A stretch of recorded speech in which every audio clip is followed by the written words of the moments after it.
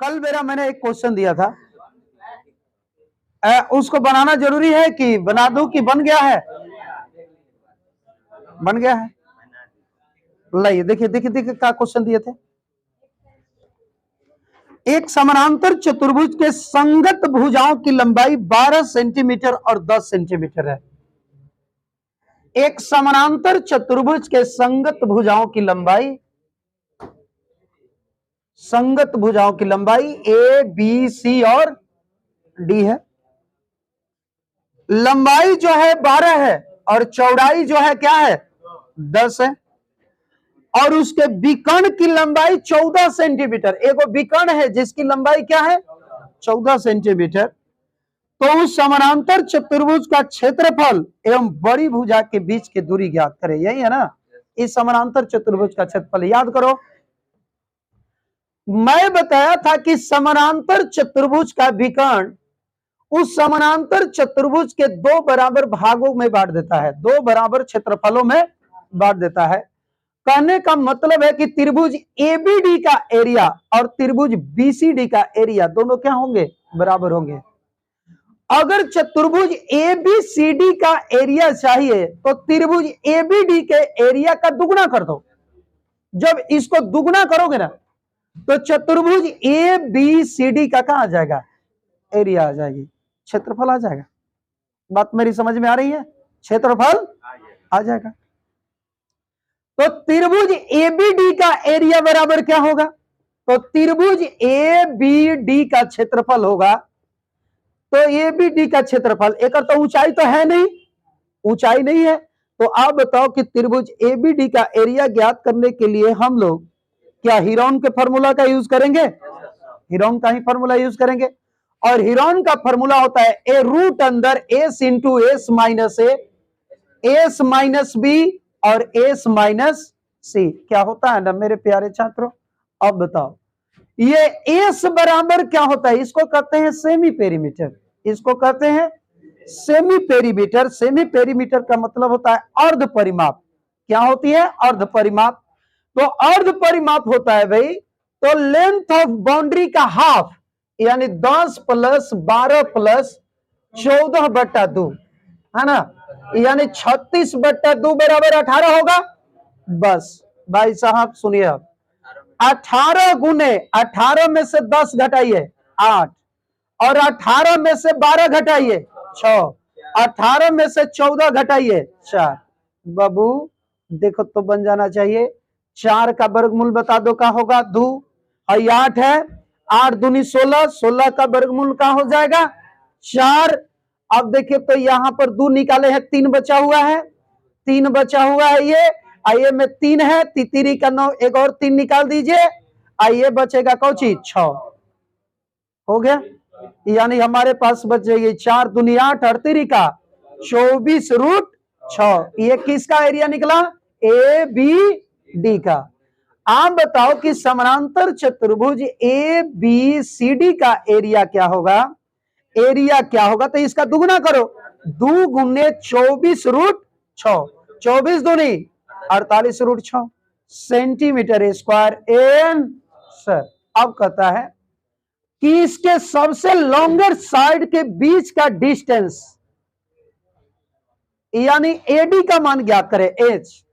ई बताइए, समानांतर चतुर्भुज का क्षेत्रफल तो बेस इंटू हाइट भी तो होती है ना, तो ये हो जाएंगी बेस, यानी बीसी, आई बीसी आई इंटू कोची एडी बराबर में बीसी इंटू एडी बराबर में, तो बीसी तो मालूम है 12 है, तो बीसी इंटू एडी बराबर में 48√6। अरे ये भी तो समानांतर चतुर्भुज का एरिया हुआ। बीसी का मान है 12, क्योंकि ये तो आमने सामने वाली की भुजा बराबर होती है।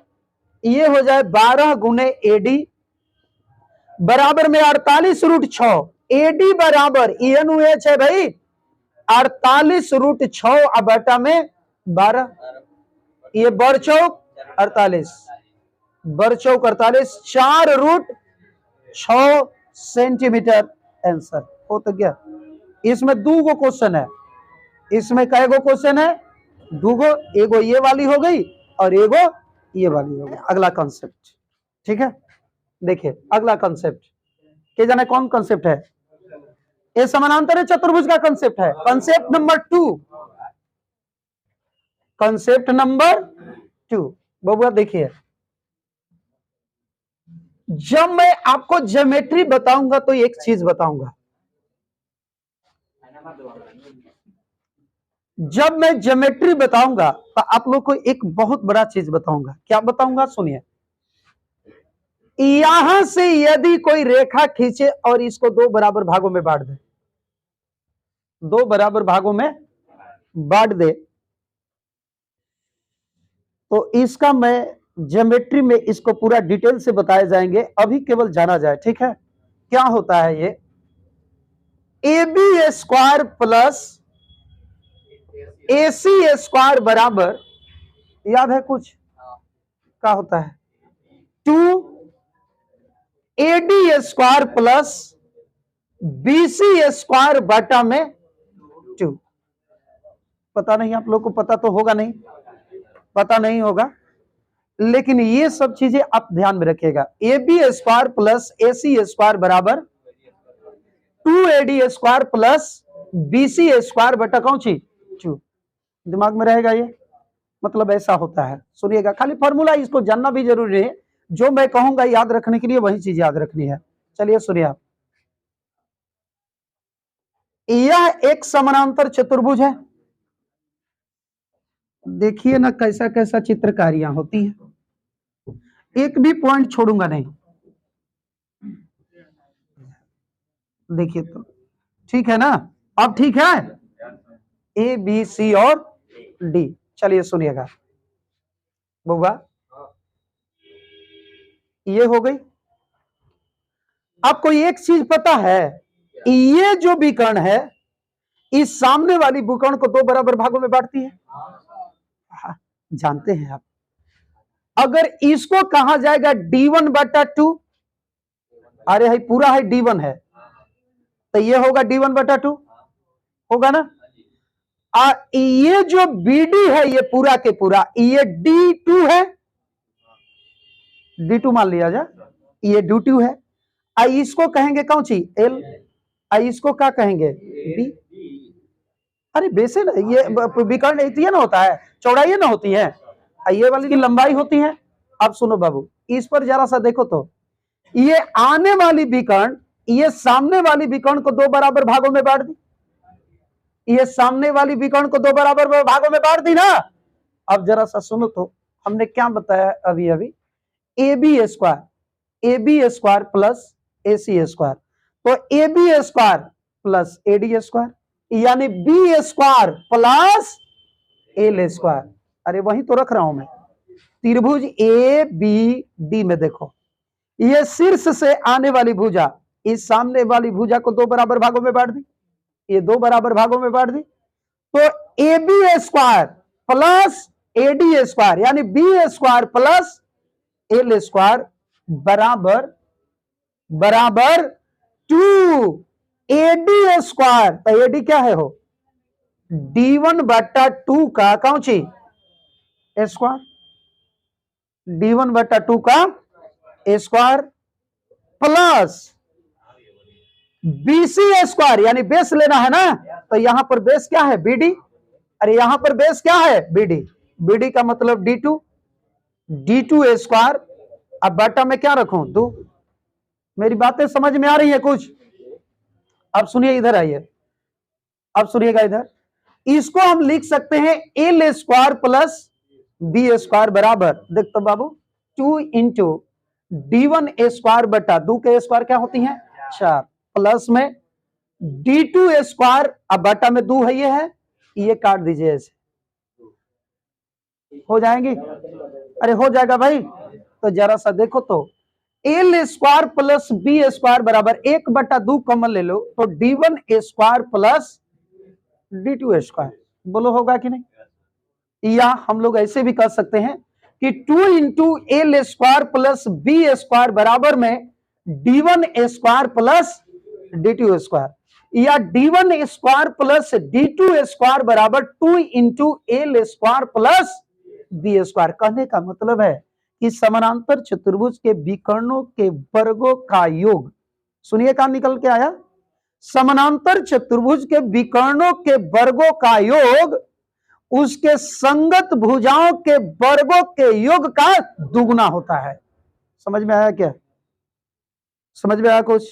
समानांतर चतुर्भुज के विकर्णों के वर्गों का योग, वर्गों का योग उसके संगत भुजाओं के वर्गों के योग का दुगना होता है। बोलिए समझ में आया?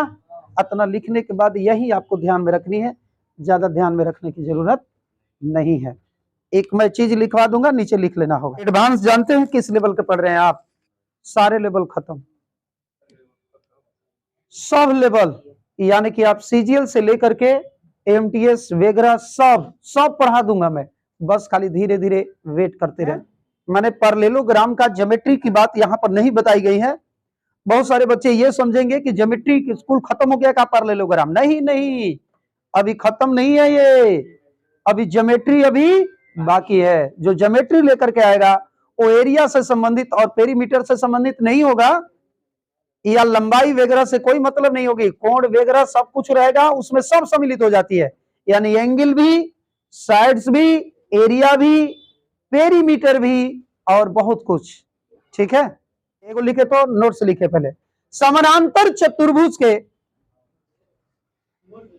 हाँ नोट है, समानांतर चतुर्भुज के, यह याद रहेगा जो हम लिखवा रहे हैं ना, यही याद रहेगा।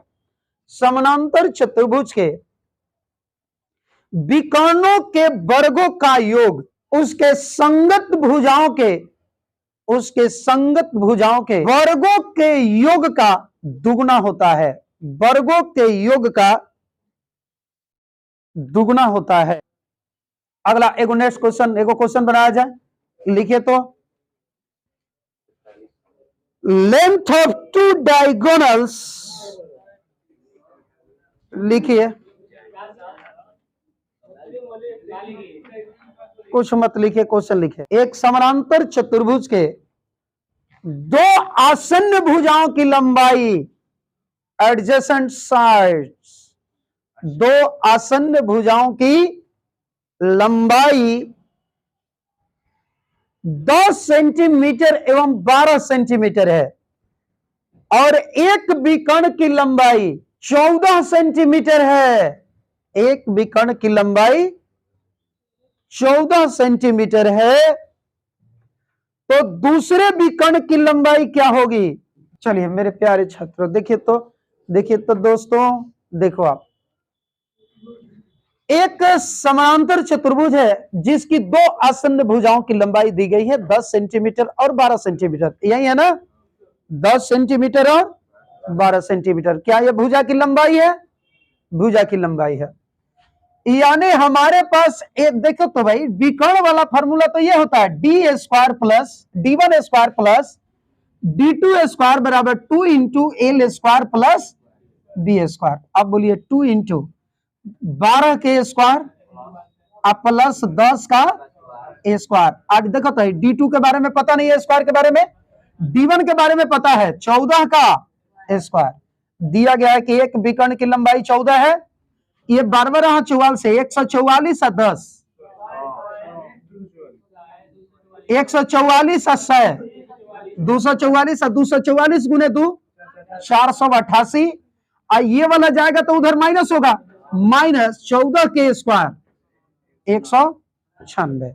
ठीक है, अब देखिए तो d2 का स्क्वायर बराबर 488 में से 196 घटाइए, 8 में से 6 घटा 2 और 18 में से 9 घटा 9, और ये हो जाए 3 में से 2 घटा, सॉरी,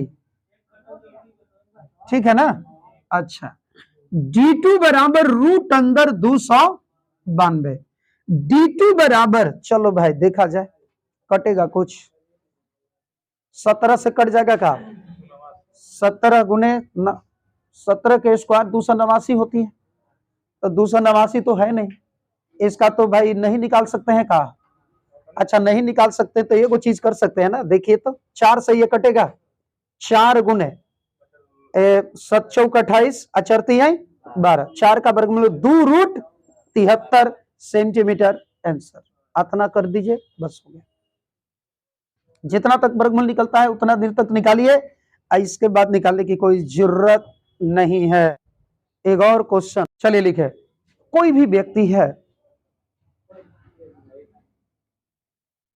मेहनत तो करता है, पूरी कड़ी मेहनत, लेकिन वो लिखना और पढ़ना दोनों के मतलब और अर्थ को नहीं समझ पाया है। लिखना अलग कंसेप्ट है और पढ़ना अलग कंसेप्ट है। लिखने के लिए आपको पूर्ण रूप से माइंड को कंसंट्रेट करके लिखना होगा, और लेकिन पढ़ना आपका दिमाग कहीं और रहेगा तो वो पढ़ लोगे। क्या ऐसा होता है कि नहीं? तो याद रखना बाबू, मैं एक बात बता दूं, ये राज की बात, अगर तुम सफल होना चाहते हो ना तो लिखने का प्रयास बहुत करो। जी के आप पढ़ रहे हो ना, एक बार पढ़ने के बाद लिखने का प्रयास करो। एक बार पढ़ो पूरा ध्यान दे करके, एक बाद कुछ लिखो। कुछ कुछ आपका वर्ड ध्यान में नहीं आएगी कि मतलब कि क्या चीजें हैं, लेकिन ये धीरे धीरे प्रैक्टिस करोगे ना तो आपको अगर कहा जाए कि असहयोग आंदोलन के बारे में पूरी टिप्पणी लिखें तो आप पूरी तरह से टिप्पणी लिख दोगे। अब क्या करता है बच्चा, रटना चालू करता है लूसेंट बाबा को। लूसेंट देखे, लूसेंट किताब है ना एगो जी के, उसी को रटना चालू करता है। लूसेंट जानते हैं किसके लिए बनाया गया है? जिसका कॉन्सेप्ट क्लियर है ना उसी को लूसेंट समझ में आएगा। आज आप लोग और हम लोग क्या करते हैं कि डायरेक्ट लूसेंट पढ़ना चालू कर देते हैं। वो देखने दे लिखा है कि एनसीईआरटी पैटर्न पर आधारित।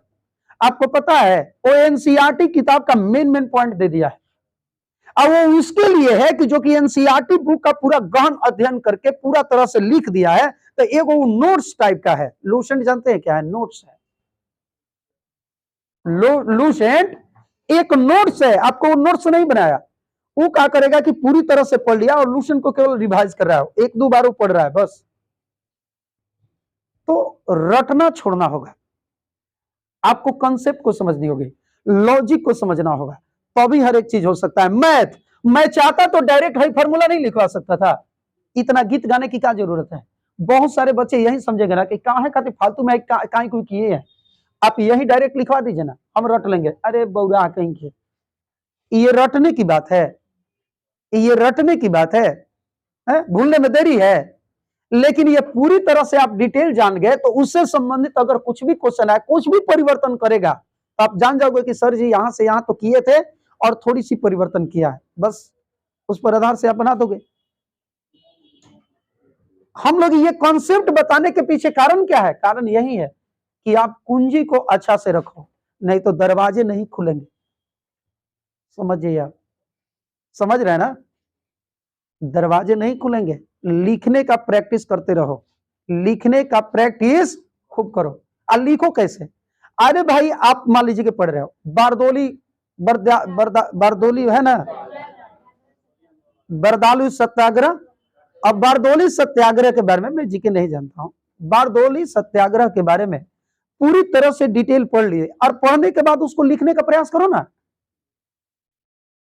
उसको लिखने का प्रयास करो कि सरदार कौन थे, क्या हुआ, महिलाएं कैसे विरोध की, क्या नहीं की, वो सारा कुछ डिटेल लिखो।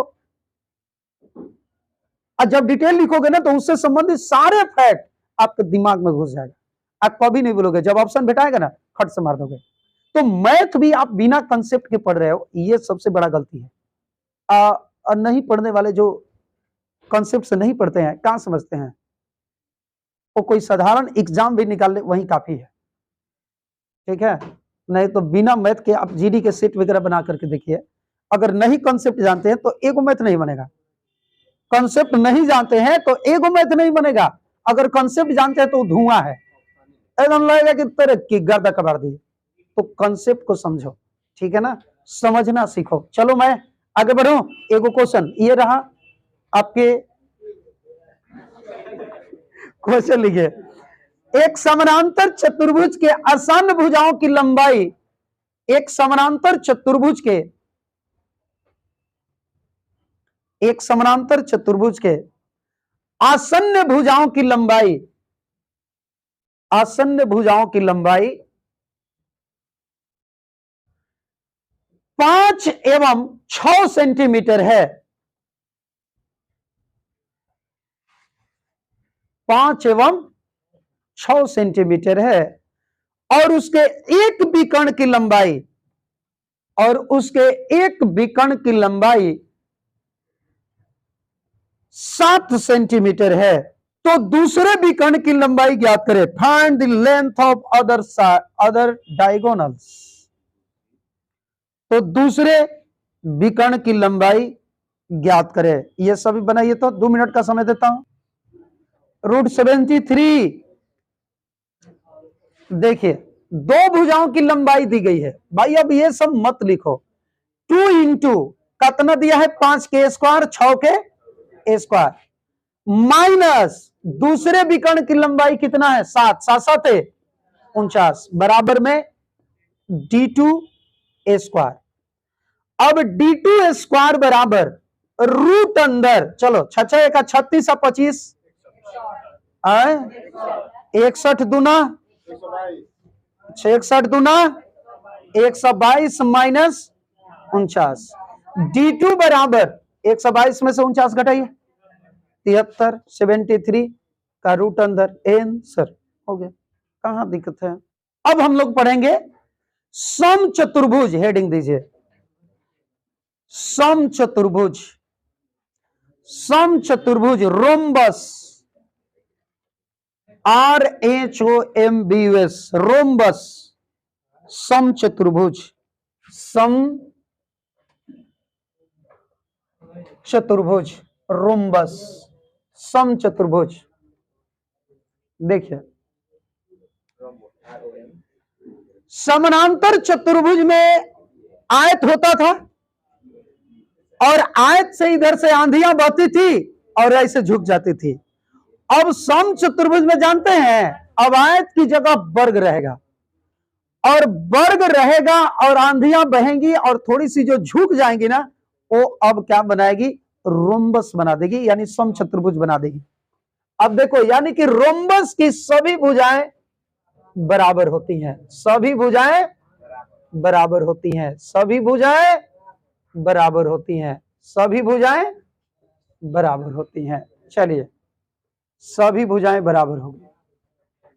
सभी भुजाएं बराबर होगी। ए, बी, सी और डी। देखिए, ये सभी भुजा बराबर, ए और ए। आज जानते हैं बाबा, इसकी जो यहां से यहां जो मिलाते हैं, इसको विकर्ण कहते हैं। इसको विकर्ण कहेंगे ना, इसको विकर्ण कहेंगे। जानते हैं, विकर्ण की लंबाई बराबर नहीं होगी। इसका भी विकर्ण की लंबाई बराबर नहीं होगी। यानी कहने का मतलब है कि AC not equal to BD। और जानते हैं, ये विकर्ण जो है ना, एक दूसरे को समद्विभाजित करेंगे। अर्थात यहां O दे दो तो हम कह सकते हैं कि BO बराबर OD और AO बराबर OC। ये मत समझिएगा कि BO बराबर OD बराबर AO बराबर OC ना, खाली एक दूसरे के लिए ये बराबर होगा। यानी BO बराबर OD और AO बराबर OC, अलग अलग चीजें हैं। ठीक है, और सुनिए, हम लोग समानांतर चतुर्भुज में पढ़े थे कि विकर्ण एक दूसरे को समकोण पर नहीं काटती हैं, लेकिन सम चतुर्भुज में विकर्ण जानते हैं समकोण पर काटेगी। विकर्ण जो है कहां काटेगी? समकोण पर।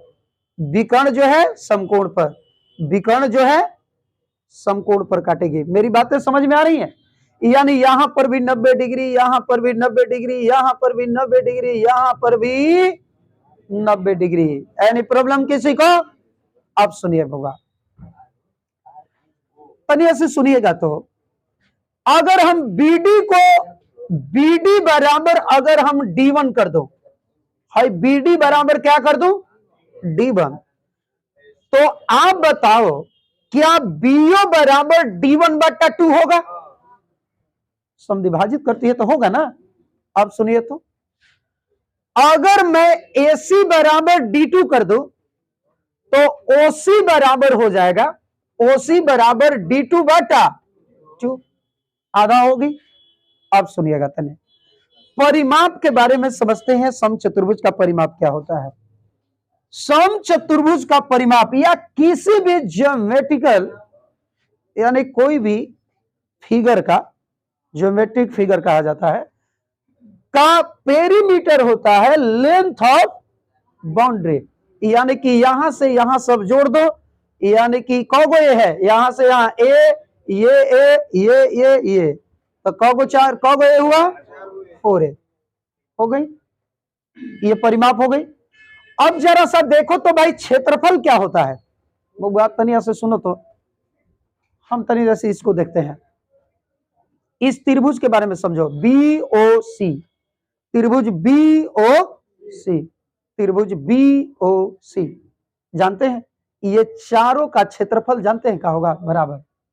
ये चारों का क्षेत्रफल बराबर होगा।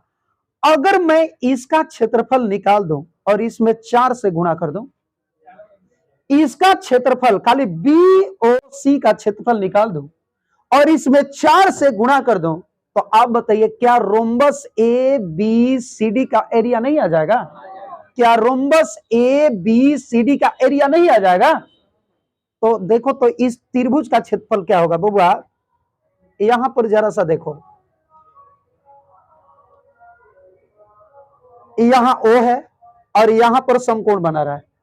तो देखो तो भाई ये वाली लंब ले लो, ये वाली का ले लो, आधार ले लो, ये वाली लंब ले लो और ये वाली आधार ले लो। ऐसे पलट करके देखो ना जी, अरे ये लंब का काम करेगा, ये आधार का काम करेगा, या ये वाला लंब का काम करेगा तो ये वाला आधार का काम करेगा। ये डिपेंड करता है यहां पर स्थित कोण से, ठीक है? अगर इस कोण को लेंगे तो ये वाली लंब का काम करेगा, अगर इस कोण को लेंगे तो ये वाली लंब का काम करेगा। तो देख तो बाबू, त्रिभुज OBC का एरिया, त्रिभुज OBC का क्षेत्रफल में अगर 4 से गुणा कर दिया जाए तो एरिया चतुर्भुज ABCD का क्षेत्रफल नहीं आ जाएगा? आ जाएगा कि नहीं? दुगो हो गया है, हो गया ना? अब जरा सा देखो तो त्रिभुज BOC का क्षेत्रफल, त्रिभुज BOC का क्षेत्रफल, तो त्रिभुज का क्षेत्रफल होता है 1/2 बेस इंटू हाइट। आप बताओ कि हम कहेंगे OB गुना में OC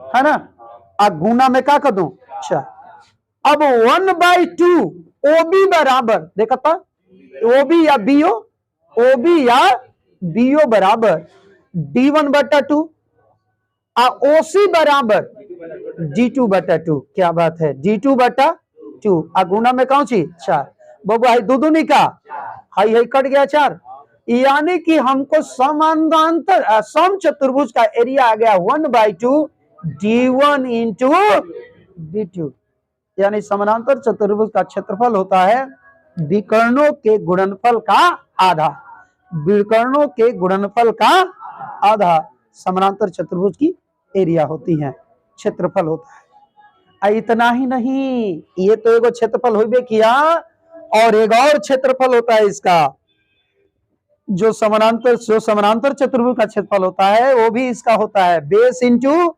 हाइट, आधार गुना ऊंचाई। ये भी बदलता नहीं है, यानी दो गो क्षेत्रफल हुआ, ये भी हुआ और ये भी हुआ। अच्छा हो गया ये। अब सुनिएगा, थोड़ा सा और एक स्टेप बढ़ा दूं। अब जरा सा देखो तो बाबू, त्रिभुज BOC में ये लंब का काम किया, ये कर्ण का, ये आधार का काम किया और ये कर्ण का काम करेगा। ये होगा D1/2, ये होगा D2/2, ठीक है? ये है। तो आप बताइए कि समकोण त्रिभुज में कर्ण स्क्वायर बराबर होता है लंब स्क्वायर प्लस आधार स्क्वायर। तो यहां पर कर्ण का काम कौन कर रहा है? ए, यानी A स्क्वायर बराबर D1/2 का होल स्क्वायर प्लस D2/2 का होल स्क्वायर। नहीं कर सकते हैं ना? अब जरा सा देखो तो बाबू, A स्क्वायर बराबर D1 स्क्वायर/4 प्लस d2 बटा कौन सी 4, 4 ले लीजिए एलसीएम, यानी 4a² बराबर d1a² प्लस d2a²। एक और मतलब काम नजर आया, मालूम है? सम चतुर्भुज के विकर्णों के वर्गों का योग उसके भुजाओं के वर्गों का 4 गुना होता है ना? उसके भुजा के, एक भुजा के वर्ग का 4 गुना होता है। बस यहां से आप ये भी निकाल सकते हो, a बराबर d1a² प्लस d2a² का रूट अंदर बट्टा में 2। ठीक, चलिए रहने दिया जाए, और रहने दिया जाएगा ना, क्वेश्चन अब कल होगा।